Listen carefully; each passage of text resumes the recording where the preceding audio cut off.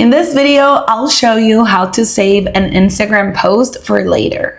If this guide helps you, please consider subscribing and giving the video a like so others can find it too.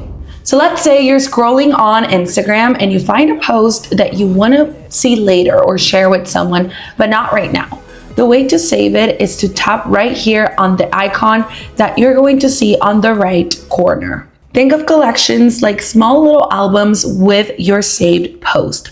As you can see, I have different collections like places to go, video ideas, and this helps me keep my saved organized, so when I go back to look for the video, it's so much easier for me to find it. To create a new collection, what you will do is tap right here on the right on new collection. You can give your collection a name, maybe beauty, and save. Now that you save your video, you're maybe wondering where you can find it. Instagram is a little bit different than TikTok because you won't see it on your main page. What you need to do is go to your profile and tap on the three lines that you see right here on the top right corner. Remember that the settings menu changes on Instagram a lot, but it's probably going to be one of the first icons that you see.